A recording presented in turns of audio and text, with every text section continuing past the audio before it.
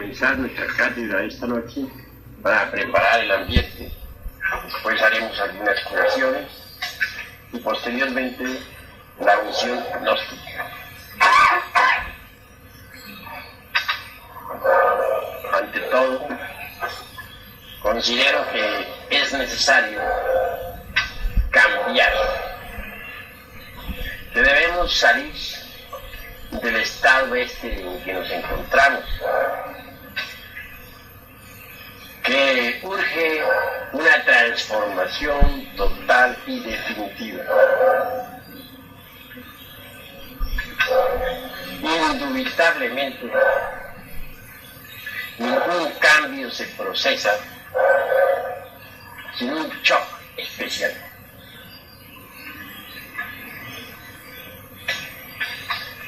Obviamente, las 7 notas do, re, mi, fa, sol, la, si se hallan relacionadas con todos los eventos de la vida. Do, re, mi implica de hecho una serie de sucesos. Pero observen ustedes que entre mi y fa existe realmente una pausa. Eso es obvio.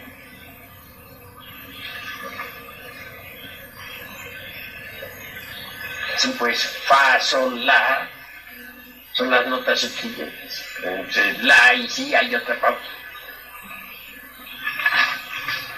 Si uno se propone en la vida realizar un programa, un proyecto, habrá de comenzar inevitablemente por la nota do, proseguirá con la re y llegará a la nota mi. Al llegar a esa parte, pues tienen dificultades, inconvenientes, porque hay una pausa entre la nota mi y la nota fa. Entonces tiende la corriente del sonido a regresar al punto de partida original. Como secuencia o corolario, es apenas normal que el esfuerzo inicial decline. El proyecto se puso en marcha, zozobra. Pero si uno lanza un nuevo esfuerzo para atravesar la pausa que va desde la nota mi hasta el fa, es obvio, y apenas normal, que se mantendrá en línea recta y hasta en ascendente el impulso inicial y el negocio triunfará. Continuando con todo eso, veremos entre las notas que vienen luego las notas fa, sol, la, pero entre el la y el si hay una nueva pausa. Si no se refuerza el impulso original, la corriente del sonido regresará al punto de partida original y fracasará la empresa o el proyecto o el negocio. Así que es muy importante esto de las 7 notas de la escala musical. Es formidable esta cuestión de la corriente del sonido. Aquí hay un shock al sonido entre las notas mi y fa, y otro entre las notas la y si. Siempre se necesita de un shock que le permita a uno existir, que le permita un cambio, una transformación. El niño nace, viene al mundo. El primer shock que recibe es el del aire que inhala. que recibe. Al inhalar el aire, recibir el oxígeno, por vez primera, el niño vive. De manera que nosotros necesitamos de ese shock meramente físico para existir. También es cierto que si, por ejemplo, en vez de respirar nosotros oxígeno, hidrógeno, etc., respiráramos, por ejemplo, monóxido de carbono, se produciría el shock, pero no sería recibido por el cuerpo. El cuerpo no aceptaría ese shock y vendría la muerte. En cuanto a nuestra tan cacareada civilización moderna, sucede que necesitaría un shock para no morir, para no ser destruido. Ese shock solo podría ser a través de otra civilización e inmensamente superior a la nuestra. Solo así podría esta civilización no morir. Habría que inventar el tipo de shock para dárselo a esta civilización agonizante. Pero no se ha inventado ese tipo de shock que permita a esta civilización pues transformarse y existir. Obviamente esta civilización pues tendrá que morir por falta de ese shock. Eso es claro. Pero siguiendo hacia adelante, tendremos que contemplar al hombre a la luz del Génesis. Solo así podríamos comprender qué clase de shocks nos llevarían a la autorrealización íntima del ser. ¿Qué nos dice el Génesis? Nos dice que en el principio Dios creó los cielos y la tierra. Los ignorantes ilustrados suponen que se refiere exclusivamente a los cielos macrocósmicos de la tierra meramente física, o a la tierra esta que vivimos. No niego que se refiere también a ella en ciertas cosas, pero específicamente se está refiriendo de forma concreta también al microcosmos hombre.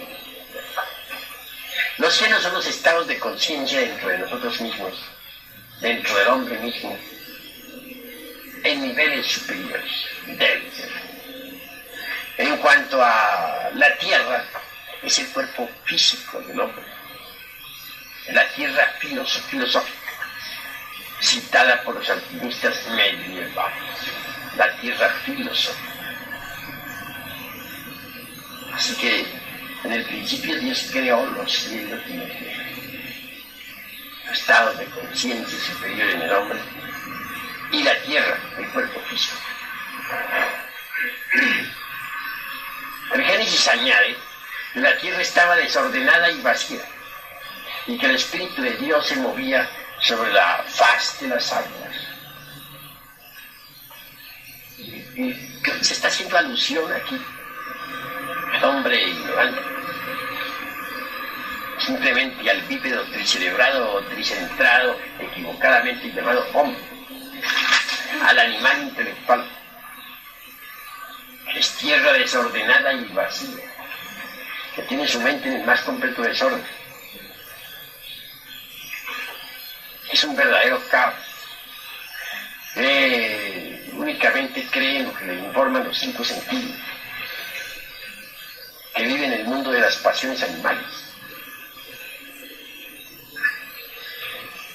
que nada sabe sobre lo real, sobre lo esotérico, que es absolutamente ignorante, que nunca ha recibido un rayo de luz que lo ilumine, etc.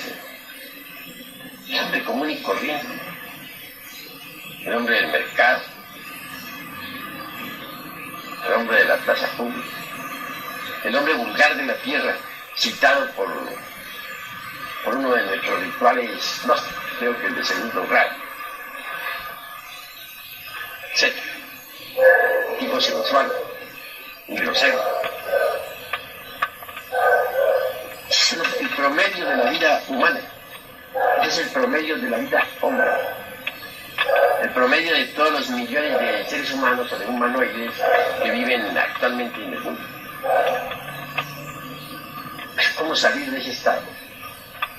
Imaginémonos por un momento que nos levantamos nos subimos a una torre para ver las multitudes humanas. ¿Cómo hacer para que esas multitudes salgan de ese estado de delincuencia? Ayuda a que cada una de esas personas, que en general compone las multitudes, es tierra desordenada y vacía. Es pobre. ¿Cómo hacer? Se necesitaría de un shock especial. Solo así podría darse el caso de que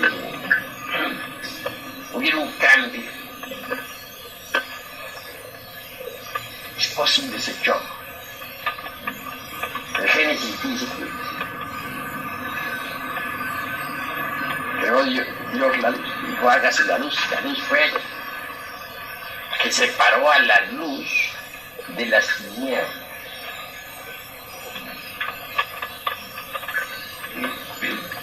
¿A qué tinieblas se refiere el Génesis? Pues a las tinieblas que están dentro de uno mismo, dentro de esta tierra filosófica. Pero, ¿qué clase de tinieblas son esas? Pues esas tinieblas constituyen los agregados psíquicos inhumanos que personifican a nuestros defectos de tipo psicológico. Ira, codicia, lujuria, envidia, orgullo, pereza, gula, etcétera, etcétera, etcétera.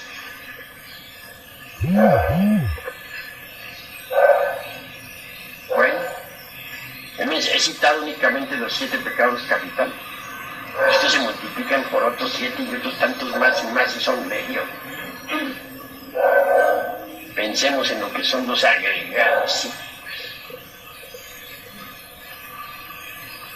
David Gil, el poeta de Mantua, aunque tuviéramos 1000 lenguas para hablar y para dar día cero, no alcanzaríamos a enumerar todos nuestros defectos cabalmente. Ellos en sí mismos constituyen las tinieblas que cargamos en nuestro interior. Separar la luz de las tinieblas es algo tremendo. Esa luz es la conciencia superlativa del ser.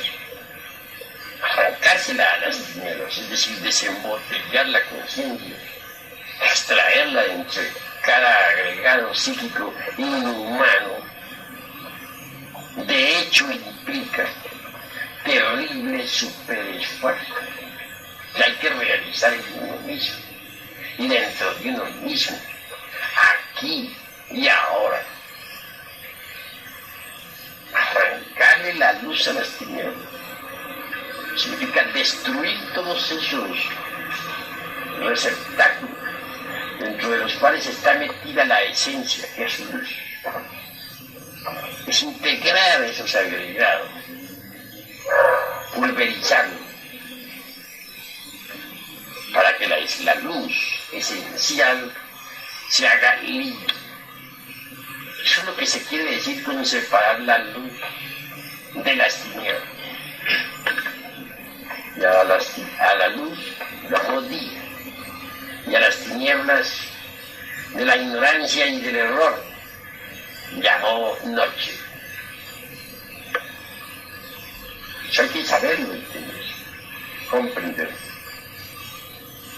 Creo que los hermanos van reflexionando. Continuando hacia adelante con el Génesis, veremos nosotros cómo se para el Creador. el Elohim, a las aguas superiores de las inferiores. Esto ya pertenece al terreno mismo de la alquimia. Obviamente, en nosotros existe la sobre en bruto, es decir, el mineral en bruto. Cuando se transmuta el azufre en bruto o mineral en bruto, que no es otra cosa sino el exiohejari, es decir, el esperma sagrado, o en otros términos, las secreciones de las glándulas endócrinas sexuales. Entonces se consigue energía que ascenderá hasta el cerebro a través de sus respectivos canales, que bien conoce la anatomía oculta. Esa energía, sustancia.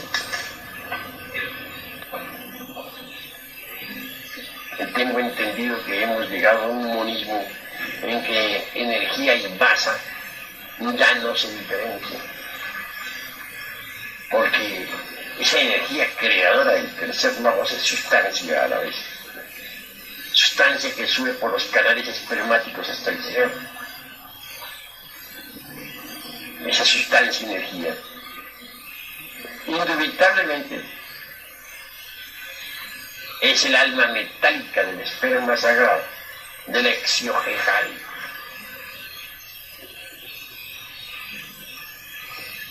Esa alma metálica del esperma sagrado es pues energía y es sustancia. Como sustancia la podríamos llamar el mercurio de la filosofía sagrada. No es un mercurio seco, como el de los yoes, los agregados psíquicos que personifican nuestros errores. No, es un mercurio líquido, acuoso. Fijaos las cosas desde ese punto de vista. Vemos cómo las aguas superiores mercuriales se desligan o separan de las aguas inferiores. Hay una separación de aguas. Y separó Dios las aguas superiores de las aguas inferiores. Claro está que esas aguas superiores son el mercurio, que tiene que pasar por varias fases antes de que se haga digno de recibir al azufre. En principio esas aguas mercuriales son negras, como el carbón. Posteriormente, a base de grandes sublimaciones, es decir, refinando el sacramento de la Iglesia de Roma, esta Iglesia del amor, porque Roma a la inversa se dice amor, refinando tal sacramento, digo, se consigue, y es verdad, que las aguas negras se vuelvan blancas y posteriormente amarillas.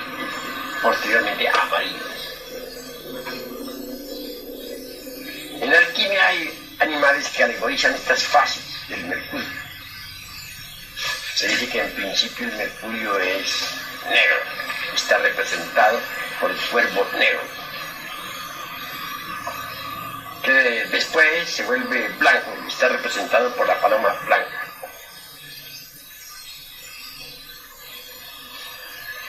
Que luego se vuelve amarillo, está representado por el águila amarilla. Y por último, es rojo, está representado por el faisán rojo. Así que el mercurio tiene que pasar por 4 fases. Primero, negro. Segundo, blanco. Tercero, amarillo. Cuarto, rojo. Y esas fases se hacen posibles mediante la sublimación del trabajo en la forja de los ciclos. Así que van entendiendo ustedes el sacramento de la Iglesia de Roma, y ya lo saben, puesto que son de tercera cámara. Se entiende que los hermanos que vienen a tercera cámara están muy preparados, y ya han pasado por la antecámara, primera cámara, segunda cámara, y ya resisten este tipo de enseñanza superior. Por eso se les habla en una forma simbólica, alegórica, a ver si son capaces de captar la enseñanza. Cuando el mercurio se ha hecho amarillo, obviamente recibe al azufre. ¿Y cuál es el azufre? Es el fuego sagrado. El fuego tiene que fecundar al mercurio. Así que mezclado el fuego con las corrientes del mercurio, asciende por el canal medular espinal hasta el cerebro. Hablamos de las aguas superiores. ¿Y dónde dejaremos las aguas inferiores? Las hay. Las aguas inferiores, y en principio eran negras, después o turbias, después tienen que volverse completamente claras, volverse cristalinas, como vidrio líquido, flexible, maleable. Esto es lo que se llama separar las aguas de las aguas para que surja la seca, la cual se llama tierra. Pero ¿cuál seca? ¿A qué seca nos estamos refiriendo? ¿A qué seca alude el Génesis? Pues a los cuerpos existenciales superiores del ser. A eso alude el Génesis. Obviamente este mercurio ascendente, mezclado con el fuego sagrado, o azufre, lleva también cierta cantidad de sal sublimada, y cristalizan en nosotros, dentro de nosotros mismos, de acuerdo con la ley de las octavas. Sal, azufre y mercurio revueltos reciben un nombre en alquimia. Se les denomina azoe.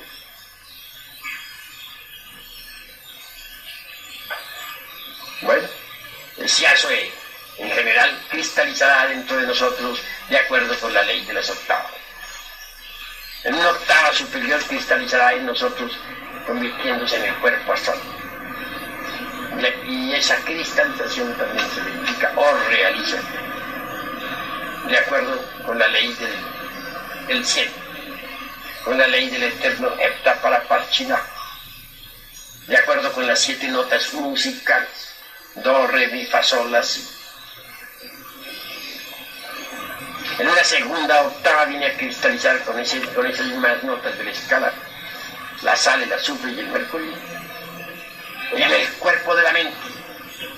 Y por último, en una tercera cristalización viene a concretarse en el cuerpo causal, o cuerpo de la voluntad consciente. Si alguien posee los cuerpos físico, astral, mental y causal, puede por tal motivo recibir dentro de sí mismo los principios étnicos, anímicos o espirituales que le convertirán en un verdadero hombre, a imagen y semejanza de Dios. Todos los procesos que están en la alquimia, donde se hace alusión se hace alusión a la hierba verde, a todo árbol que dé fruto, es integral. Obviamente debe dar frutos nosotros los árboles, el árbol del conocimiento, el árbol de la ciencia del bien y del mal. La semilla de sabiduría debe germinar en nosotros. Las lumbreras del espíritu deben iluminarnos. El sol espiritual debe darnos vida. Hasta que al fin tantos trabajos de la alquimia, eliminando los agregados psíquicos inferiores, domando los peces y los animales que dentro de nosotros tenemos, y haciéndonos reyes, señores de ellos, hasta destruirlos. Aparece entonces el hombre hecho a imagen y semejanza de Dios, en el 6º día de la creación.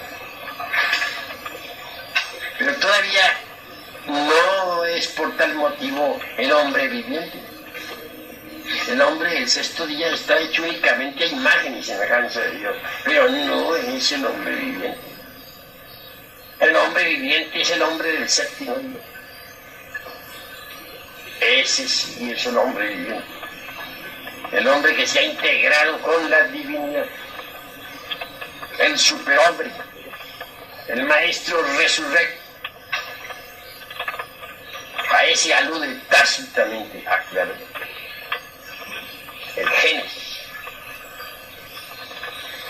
Si para poder transformarnos en hombres vivientes, en hombres hechos a imagen y semejanza de Dios, necesitamos un choque especial, es el del conocimiento esotérico óptico.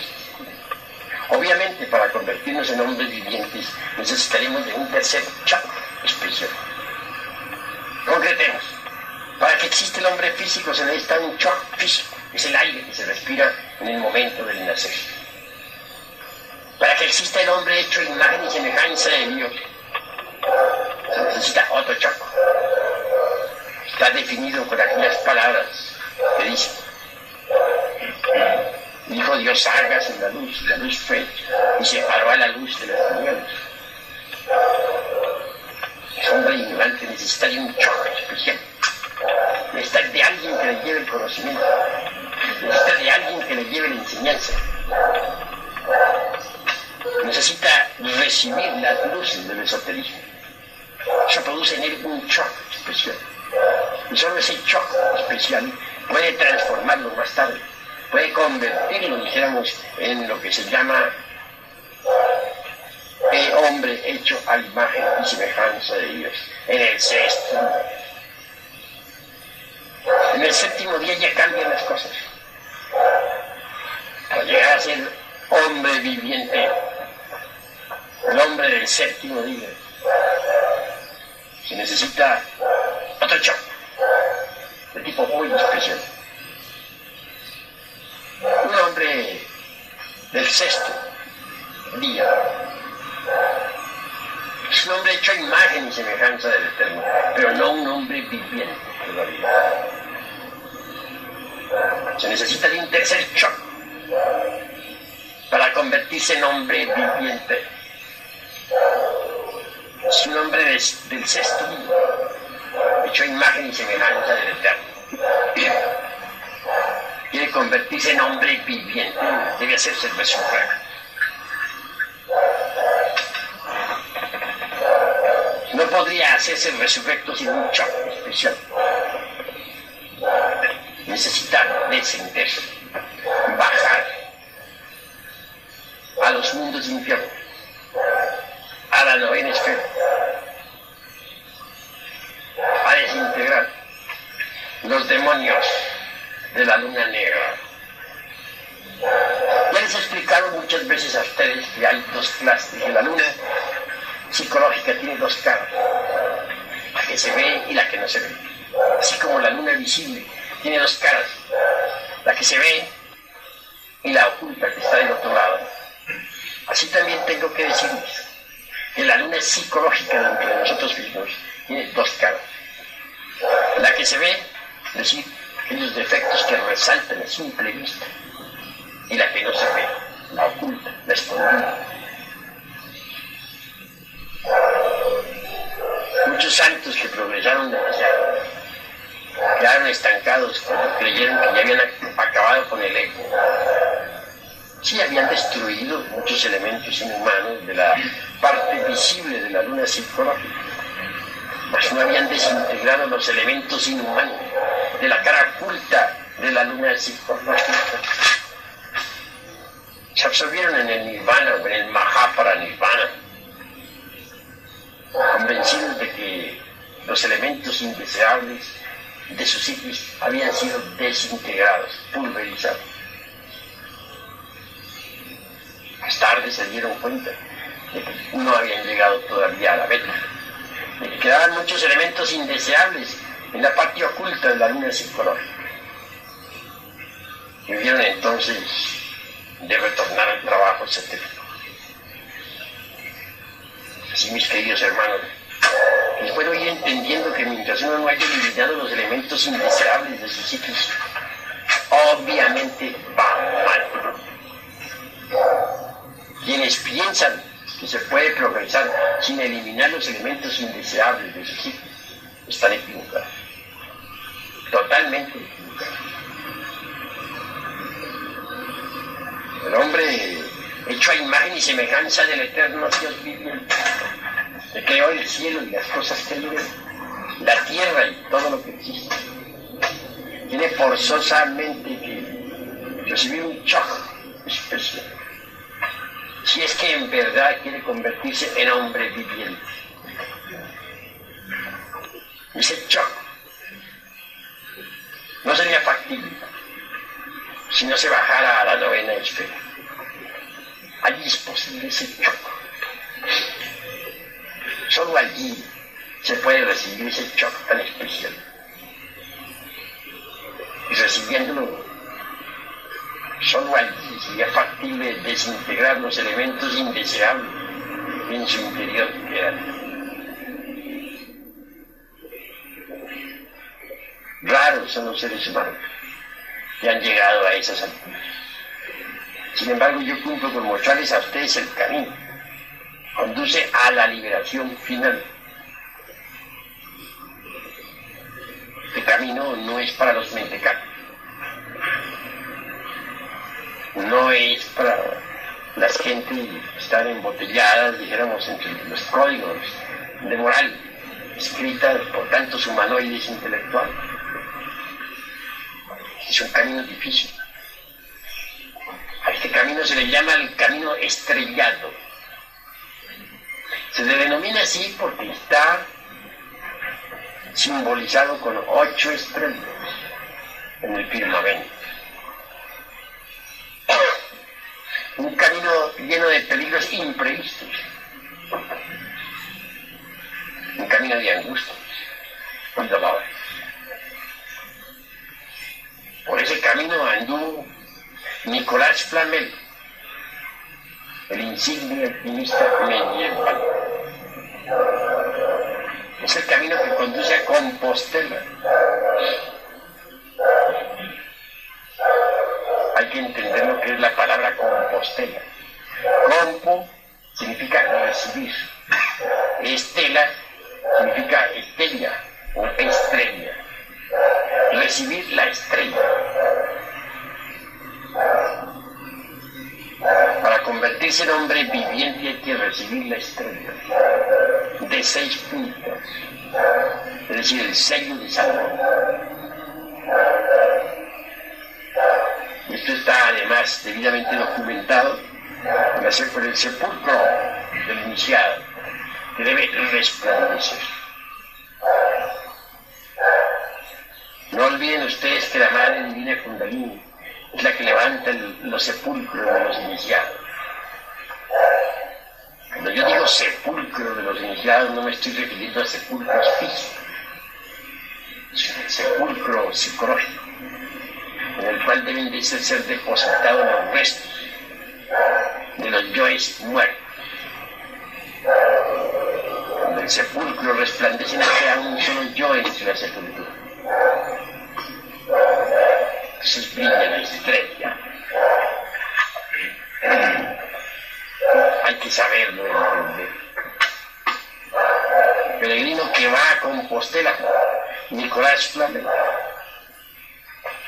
simboliza, entre otras cosas, al mercurio de la filosofía secular,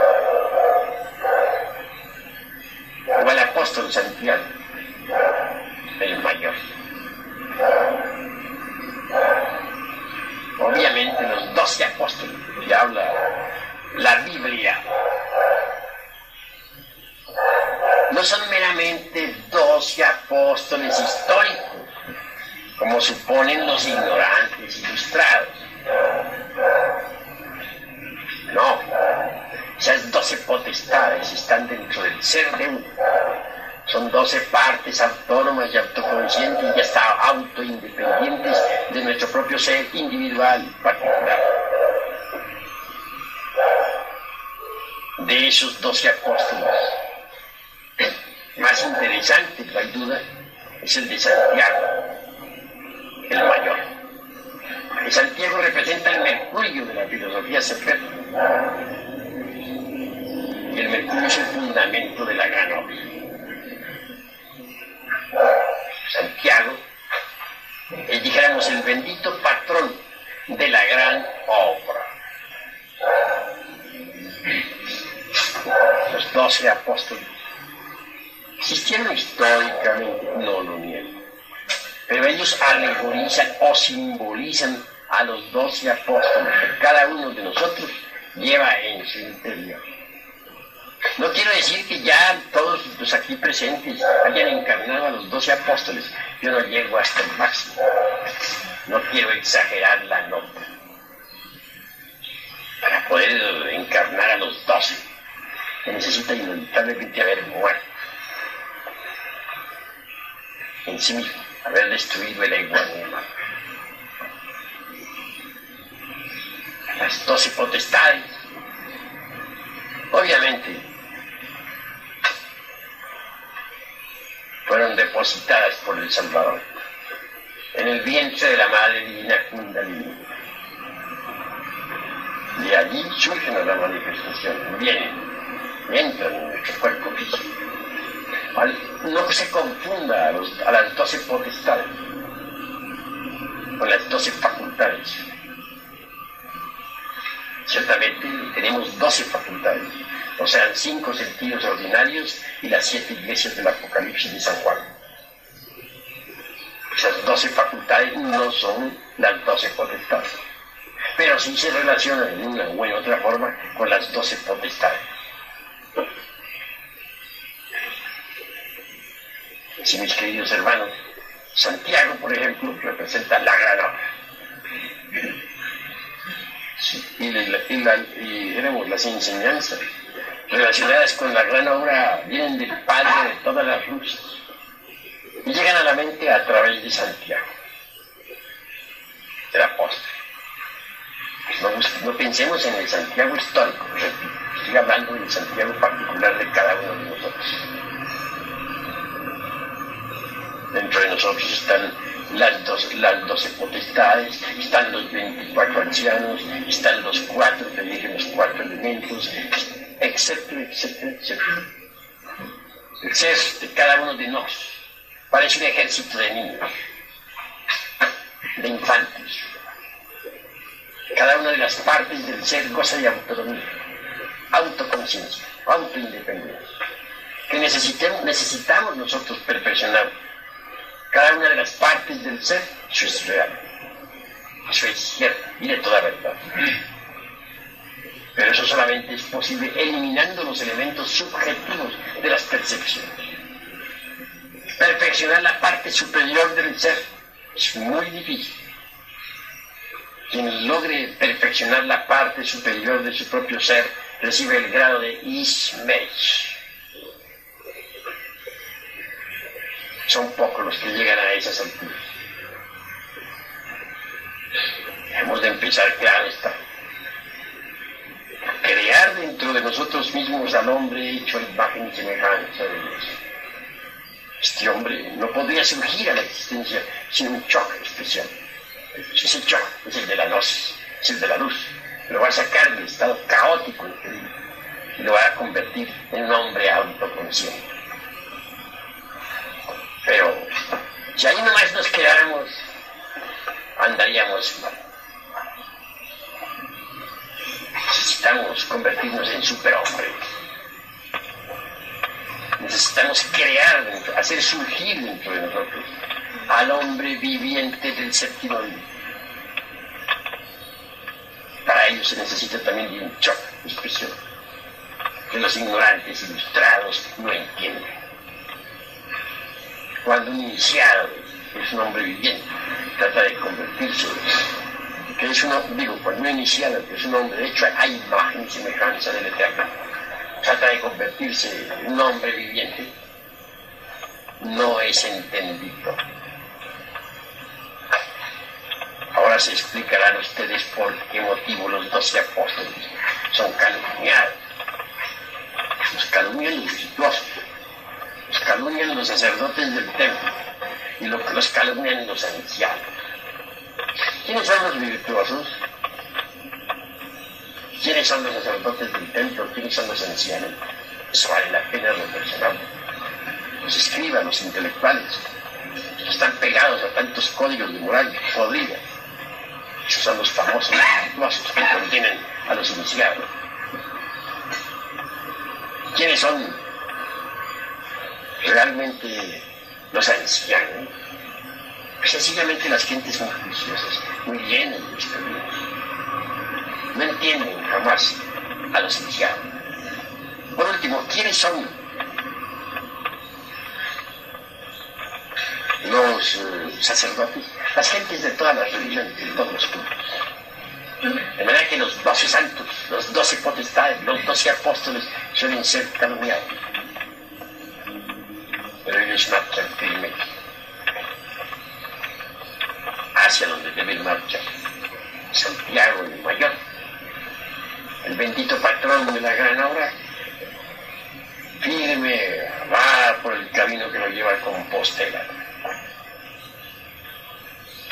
Estoy hablando en un lenguaje esotérico superior para los que están en tercera cámara.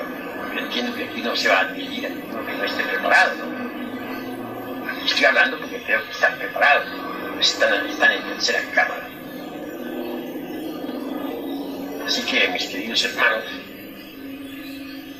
vean ustedes esos choques que se reciben, que son necesarios para la transformación. Son vitales. Hay un libro que nos puede guiar a todos. Es muy sabio, pero nadie lo entiende. Cualquiera de ustedes lo puede comprar en el mercado. Se vende por montones. Pero nadie, teniéndolo en su mano, ni nadie es capaz de abrirlo. ¿Quién es digno de abrir el libro y desatar sus sellos? Ninguno podía abrir los sellos como quiera. Nadie había quien pudiera abrir el libro o desatar sus sellos. Me refiero al Apocalipsis de San Juan. Ese libro no lo entiende nadie. Gracias a eso no lo han adulterado. Si no, a estas horas ya sería un cadáver. Pero como nadie lo entiende, lo han dejado por la paz. En el Apocalipsis de San Juan está toda la ciencia de la gran obra. Ahí está. Santiago aparece después con el Apocalipsis en sus manos. Lleva una vara en su sombrero, una concha marítima. Se apoya en su vara.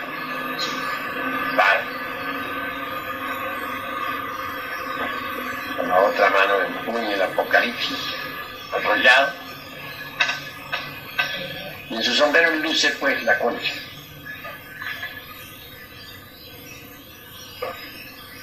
El sombrero de él es algo muy curioso. Está hecho como cosa rara con una calabaza. Recordemos que precisamente en la Edad Media muchos místicos tenían el agua bendita en una calabaza, el agua sagrada, es decir, el mercurio de la filosofía secreta. El Apocalipsis puede guiarnos si nosotros recibimos enseñanzas del Padre de toda la luz. No es posible recibirlas sino a través de Santiago. Santiago es el mercurio de la filosofía secreta. El mercurio hay que prepararlo en la forja de los siglos, en el oratorio del tercer lobo. Ahí se prepara el mercurio, con el que hay que trabajar. Podemos utilizar la clavícula de Salomón exclusivamente para invocar a las entidades peligrosas, o también se puede utilizar para invocar a las entidades divinas. Uno con la clavícula de Salomón puede invocar a los ángeles, a los dioses ángeles. En la Edad Media se utilizaban las clavículas para invocar a Lucifer. necesita tener mucho valor para hacer un tipo de invocaciones de esa clase. Son muy peligrosas, puesto que un individuo no tiene todavía la estructura de un adepto, de un mago. Y ante una cuestión de esta le sucede lo que le sucedió a ese buen amigo. 3 días después moría. Y no está de más en estos momentos volver a recordar lo que sucedió en Costa Rica. El caso de aquella mujer ramera que vivía en estado de ebriedad, de cantina en cantina. Y aunque resulte un poco grotesco repetir sus palabras, pues para bien de la gran causa conviene repetirlas. Ella decía, pues, yo diariamente, perdonan ustedes la expresión, me acuesto con tantos, 14, 15 hombres, 20. Y decía más, y si se me apareciera el diablo en persona, pues estoy refinando las palabras, no estoy sacándolas totalmente por ser demasiado vulgares. Pues con ese también me acostaría. Bueno, cuentan, lo sabe todo el mundo, un pueblo de Costa Rica. Ciertamente, un día de esos tantos llegó a visitar a la tal mujer un aparente marino. Naturalmente, la requirió de amores y también se acostó con él.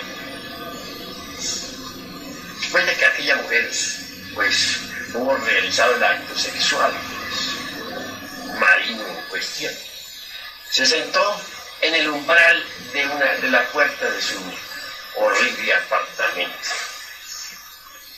Así, sentada, contemplaba el paisaje, panorama, las gentes que iban y venían, etcétera, etcétera. De pronto sintió que alguien le llamaba.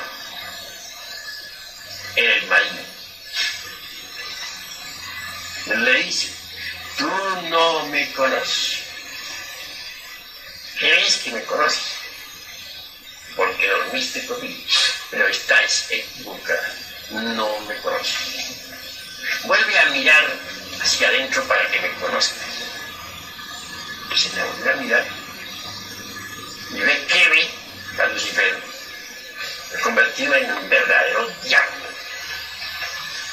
terrible como lo pinta la mitología por ahí, con todos sus horrores cavernales. La mujer cayó instantáneamente privada. 3 días después moría en el hospital. Dicen los que la vieron, que de aquel apartamento salía azufre. Durante algún tiempo las gentes no quisieron volver a pasar por esa casa. Claro, ella antes de morir contó su historia, alcanzó a contar a algunos, pero no resistió, murió. ¿Qué sucedió? Pues el propio Lucifer de ella, que estaba tan horrible, es claro que intervino para bien de ella misma. Posiblemente, yo no digo posiblemente, sino que eso es obvio. Fue enviado por el anciano de los días, por su propio padre de ella, en secreto. Y actuó, se materializó físicamente. Claro, la lección para esa mujer fue terrible. Desencarnó. Pues podemos estar seguros de que cuando esa mujer vuelva a tomar cuerpo, cuando regrese, ya no volverá jamás a caer en la prostitución. Hasta es posible que siga la senda de castidad. Pues la lección que recibió fue bien amarga. Es decir, se ve que su padre, que está en secreto, resolvió hacerle una operación quirúrgica. Sí. Para eso se valió de esa parte del ser que se llama Lucifer. Esta puede esa mujer más tarde venir a agarrar el camino. Venerable. Sí. Y entonces para blanquear nuestro Lucifer, ¿qué podemos hacer? Destruirle, reducirlo a polvareda cosa. Hay necesidad de vestirlo de blanco. Más aún, hay necesidad de vestirlo con la púrpura de los reyes. Debemos sentir piedad por nuestro propio Lucifer. Y si él a veces se enerva. el dar impulso sexual a todo el mundo. Tenéis que saber aprovechar ese impulso. ¿Cómo? Clavando la lanza en su costado. Recuerden ustedes que los Lucifer es escalera para bajar. Y recuerden que Lucifer es escalera para subir. Léanse en la Divina Comedia y hallarán amplia ilustración sobre Lucifer en la novena esfera. Sí, el Dante lo explica. Maestro, ¿cómo dice usted que Krishnamurti no tiene completamente nada de él? Cuando en realidad todavía, aún después de la tercera montaña, quiero decir, después de la segunda montaña, todavía el maestro tiene que continuar ejecutando trabajo para conseguir la perfección. Y antes de conseguir la resurrección, tiene que trabajar en los infiernos de los distintos planetas, desintegrando, digamos, gérmenes de egos. Sí, a Lucifer, a Krishnamurti, señor Krishnamurti, es un alma muy antigua. Pero realmente, a pesar de que no tiene, dijéramos, lo que se llama ego, pues no ha conseguido la resurrección, porque le falta algo. Obviamente debe bajar a la novena esfera a trabajar. Claro que algo tiene que eliminar, que él desconoce. Pero si decimos que no tiene ego, que está limpio de ego, sí, lo que es humanamente comprensible. Más allá todavía existen ciertos elementos que escapan de la comprensión de todos. Y que hay que integrar tanto. Venerable. A ver, alguien va a preguntar. General Maestro, volviendo al Génesis, y una pregunta que se hizo anteriormente, se dice que después de la separación de los sexos, no todos cayeron, que esos grandes maestros que no habían caído, que siguieron sus caminos, sus exaltaciones, pero necesariamente todo maestro en un pasado más avanzado ha debido bajar, o necesariamente siempre se produce la caída para usted. Pues así está el así está la revuelta de los ángeles. Pero hay que distinguir lo que es una caída de lo que es una bajada. Muchos confunden la bajada con la caída. Como en ambos casos desciende el iniciado, un infierno, al noveno círculo dantesco, a trabajar con el fuego y el agua, origen de mundo, bestias, hombres y dioses. Entonces se presta, digamos, a muchas interpretaciones. Pues no hay que confundir jamás una caída con una bajada. Son diferentes. Y siempre se dan en todo Génesis las bajadas y las caídas. O sea que siempre se procesa el error, digamos, así del Sakaki. Bueno, Sakaki no se procesa en todos los casos. El arcángel Sakaki se equivocó aquí en este sistema solar o en este planeta Tierra, pero ese es un caso de punto y aparte. Sí, maestro, o sea que no refiriéndome a Sakaki, diciendo que el mismo programa no fue Sakaki, pero siempre se produce la caída. En todo universo naciente hay bajadas y hay caídas. Los Elohim deben bajar, y algunas veces caen. Pero en todo caso necesitan descender, expandirse, descender, para poder después ascender, subir victoriosos. Es decir, todo ascenso va precedido de un descenso. Toda exaltación va precedida de una espantosa y terrible humillación. Si no, ¿dónde estaría el mérito?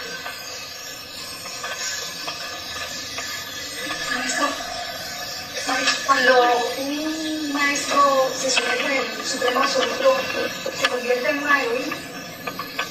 Pero yo no podría pensar que se pudiera sumergir, que se pudiera convertir en Elohim en el absoluto. Un Elohim tiene que, para poder sumergirse en el absoluto, primero tiene que ser Elohim y luego sumergirse. Antes, ¿no? ¿Cómo dices? No, eso que yo le pregunté es que se convierte a Elohim. A Elohim es a Elohim. Y Elohim es Elohim.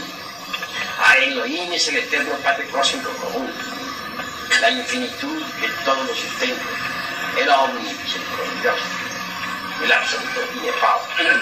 Y Elohim es la segunda unidad, la unidad manifestada, la hueste de los creadores de Elohim, la hueste de los andrógenos que crearon el universo, etcétera, etcétera. O sea, el ejército de la palabra, el ejército de la voz, el verbo.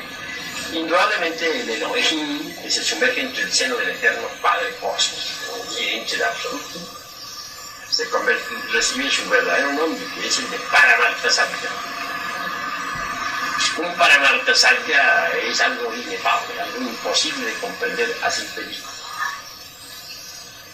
El Paramartasatya está más allá del bien y del mal, más allá de la personalidad, de la individualidad y del yo.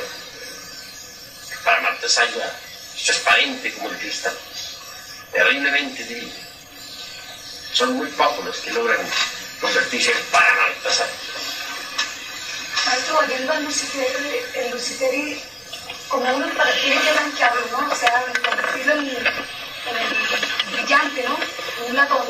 Entonces, él mismo puede colaborar con uno para que uno lo convierta a él en ese Lucifer exaltado.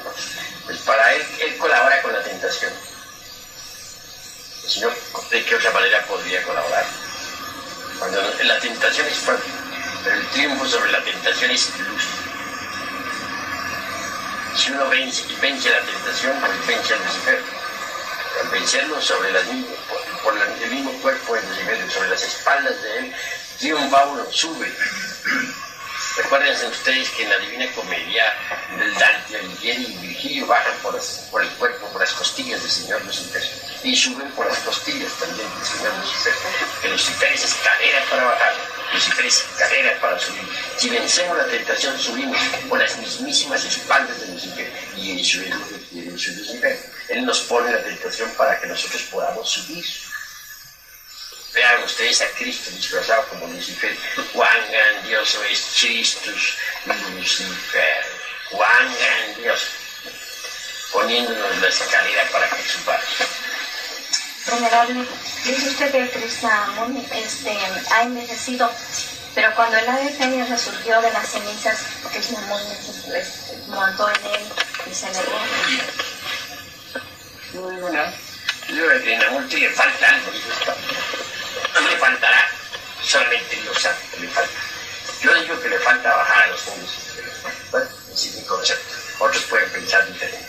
Maestro, y leyendo el libro de Krishnamurti, el Bhagavad Gita, ahí se ve, es muy profundo, pero se ve que no bajó a los mundos infiernos, y hablando con algunos adeptos en su sociedad, se ve que no trabajan con el tercer loto, porque simplemente son abstemios y dicen que utilizan el sexo únicamente para procrear.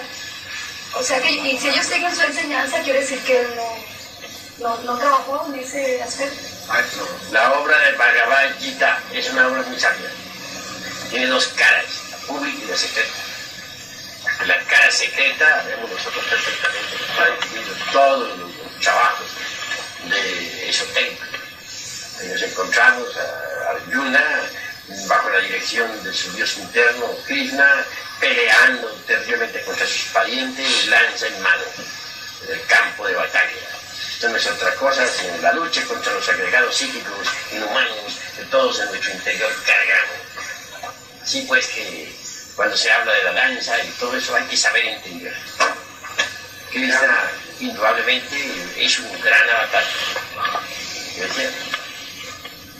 Hay que establecer una diferenciación entre Krishna y Krishnamurti, que son dos cosas diferentes, ¿no? Pues sí, estamos hablando, ella había preguntado por Krishna y por Bhagavad Gita. Sí, maestro. Una cosa, el Krishnamurti es otra cosa, ¿no? Sabemos que el señor Krishnamurti vive actualmente en el Río, en Estados Unidos, ¿no? Pero ¿a quién te estás refiriendo? Bueno, maestro, sinceramente me estaba refiriendo al que el maestro estaba mencionando. Estoy hablando el que escribió el Bhagavad Gita. No, el que escribió el Bhagavad Gita es una cosa, es Krishna. Y Krishnamurti es otra cosa, punto y aparte. Maestro, ¿por qué es un delito lanzar la piedra filosofal más de 7 veces? Bueno, porque ya ese poder al Cristo mucho en el imperio. De manera que se puede caer bajo maldición. A ver, hermano. Venerable maestro, cuando he trabajado con Lucifer, con el divino Daimón, para dar un cuerpo astral con Iquitas, y especialmente para conocer mis entidades indeseables en los 49 niveles de su consciente, me he encontrado con el hermano terrible. ¿Y lo debo vencer o debo ser amigo del hermano terrible? Puedes vencerlo, quieres vencerlo. Pero recuérdese que todo eso es simbólico. Recuérdense que lo que nos interesa a nosotros es prácticamente la muerte del mí mismo, del sí mismo. Mientras un hombre no pase por la muerte del ego, mientras no sea decapitado, pues obviamente marcha por el camino del error. Para algo nos interesa el señor Lucifer, porque nos sirve de escalera para subir. Y eso es todo, desde ese punto de vista interesantísimo, importante, y es lo que en esta cátedra especialmente nos debe interesar. Me refiero específicamente a esta cátedra. La muerte del ego animal es fundamental. Vaya, hermano. Nuestro, volviendo al Génesis, ¿no? Y donde dice la Biblia que el hombre estaba solo, recibiendo la separación de los sexos. Se produce un Brahman. La pregunta sería lo siguiente: en existiendo el poder luciférico, ¿qué razón usted tenía entonces el darle a la humanidad el órgano fundamental? Eso fue necesario en aquella época, hubo errores de cálculo, es otra cosa. Obviamente que cada máquina volcánica capta determinados tipos de energía cósmica, que luego transforma y retransmite a las capas anteriores del organismo planetario en el que viví. Como quiera que en esa época lemúrica, en que sucediera en esto que tú estás preguntando, pues la Tierra no tenía estabilidad, la corteza geológica se estremecía, habían incesantes terremotos. Se consideró necesario pues, que esa máquina que sirve para transformar energías equivocadamente llamada hombre, pues fuera readaptada y se le dio el abominable órgano anticuado. El resultado fue magnífico, se consiguió la estabilización de la corteza geológica, pero hubo error de cálculo en el gran Ángel Sakaki, porque falló en los números transfinitos. Ese error de cálculo hizo que tuviera la humanidad ese órgano fundamental más allá de cierto tiempo normal. Es decir, se le fue la mano al arcángel Sakaki. El resultado fue que cuando desapareció el abominable órgano, debido a la intervención del arte físico-químico común, Serafín Ángel lo hizo. Quedarán siempre las malas consecuencias del abominable órgano fundamental en el organismo. Esas malas consecuencias son los agregados psíquicos inhumanos que todos nosotros en nuestro interior cargamos. Me refiero en forma enfática a los yoes, que personifican nuestros defectos. ¿Qué me decías, hermano? Podemos establecer que Lucifer es el propio instinto sexual. ¿El perro guía? ¿El qué? ¿Perro guía? Sí, mirado desde ese punto de vista. En el fondo, Lucifer es la reflexión del lobo hacia nosotros. Quien da ese impulso, si logramos clavar en la lanza a Lucifer, dominando el impulso sexual, pues subimos de grado en grado por el mismo cuerpo del Señor Lucifer. Por eso les decía a ustedes en forma jocosa que si queremos verdaderamente llegar a la autorrealización íntima del ser, necesitamos tener por compadre al diablo. O sea que para realmente pulir el mandamiento de Roma hay que blanquear el latón. Pues el latón no se blanquea, sino se refina el sacramento de la Iglesia de Roma.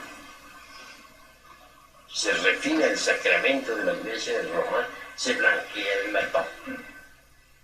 A condición de trabajar sobre los agregados psíquicos inhumanos que en nuestro interior cargamos, para destruirlos con la lanza de Longinus.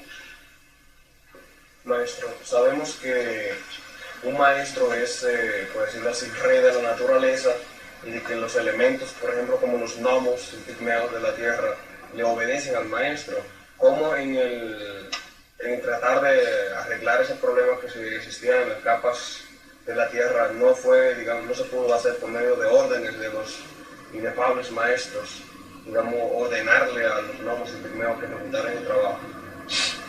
Pues los maestros no son empíricos, trabajan con las leyes de la mismísima naturaleza, imitan a la naturaleza y con la naturaleza transforman a la naturaleza.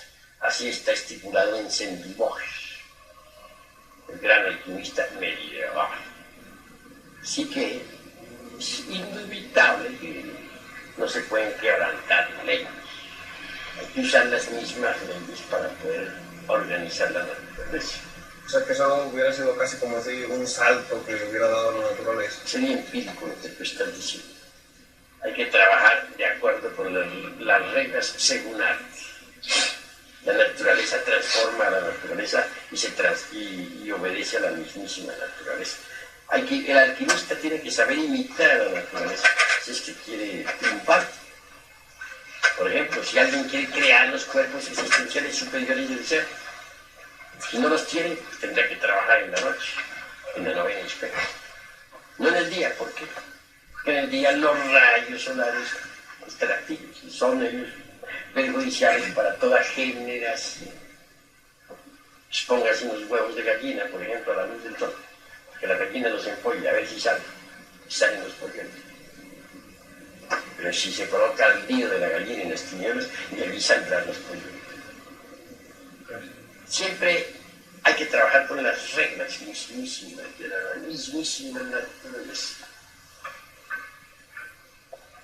No en forma empírica. Todo tiene su ciencia. Y los maestros tienen que actuar de acuerdo con las reglas de la ciencia, según arte. Maestro, ¿será verdad que Lucifer se puede utilizar para hacer pactos para conseguir dinero? Mi padre, cuando yo estaba pequeña, me contaba que un día había ido a un monte y había cogido un gato, lo había echado a hervir vivo en una vasija de cobre, y que luego tenía que salir con esa agua, huir y pronunciar una palabra, y luego salir a un camino en cruz y pasar con una pluma en la boca, y ahí se le aparece Lucifer y descargar la pluma a Lucifer. Entonces que el Lucifer le decía que le pidiera lo que quisiera y que él pues que le quería pedir riquezas. Entonces Lucifer se puede utilizar para esas cosas. Claro que él no lo alcanzó a hacer completo porque se asustó. Pues la realidad es que las gentes con esas operaciones de magia negra lo que hacen es invocar a los demonios, pero no a los No, demonios. no, Lucifer no. Él no se presta para esas cosas. Él es la reflexión del Logos, del Cristo mismo dentro de nosotros. El Christus Lucifer es sagrado. Cuando mucho nos provee de la tentación, y eso para nuestro bien. Sí, ¿Cómo podríamos nosotros diferenciar, digamos, al yo sensual del impulso del Lucifer? ¿De qué? El impulso del Lucifer. Pues despertando la conciencia. Los dormidos no saben esas cosas. Dormido está y confunde la gimnasia con la magnesia. Una ignición de veces. Claro. Bueno, a ver, ¿no? A eso discute como disciplina. Se puede, digamos, normalizar que uno haga preguntas de tercera cámara. Porque muchas veces somos instructores y estamos haciendo preguntas de primera cámara. Se puede como disciplina ir normalizando ese criterio. Bueno, estamos en tercera cámara y entiendo que las preguntas que se están haciendo son de tercera cámara, ¿no? No hemos oído preguntas de primera cámara, por eso le pregunto la pregunta. ¿Y se puede hacer preguntas de primera, de segunda o solo exclusivamente de tercera cámara? Pues volvemos otra vez a la cuestión consciente. Este grupito que está en tercera cámara todavía no está despierto. Y entonces el maestro tiene que ser pues lo suficientemente comprensivo como para poder dar la clase. Porque si no se convirtiera en un personaje, dijéramos, reaccionario, un personaje duro, todo, pues naturalmente no sería capaz de dar la clase. Hay que tener, digamos, comprensión para con los estudiantes. Aunque decía la clase de tercera cámara, pues no todos logran comprender la totalidad y hay que tratar de bajar a su nivel para que ellos puedan entender. Entendido. Néstor, dice que Lucifer es escala para de bajarla. Y entonces, ¿qué sería de nosotros quién existiera? Pues sería inconcebible la existencia también de esta persona. Si Lucifer no existiera, tú no existirías. Para que tú existas, se necesita un impulso visual. Yo, que hizo que el padre y la madre tuyo te trajeran, te fabricaran ese cuerpo físico que actualmente tienes. De verdad que si Lucifer no existiera, no existirías tú. Ni existiría ninguno de los aquí. Esa es la cruda realidad de los hijos.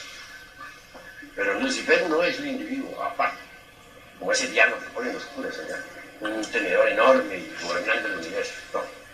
Lucifer es la reflexión del logos dentro de nosotros. Cada cual tiene su propio Lucifer. Creo que ya esta cátedra pues, ha concluido, vamos a hacer algunas curaciones, pero no me van a salir con un montón de curaciones porque no nos representan el tiempo. Un niñito que le iban a traer, una hermanita que, bueno, me habló de asuntos psíquicos, y eso como una excepción porque en tercera cámara no se hizo eso. El niñito que lo traiga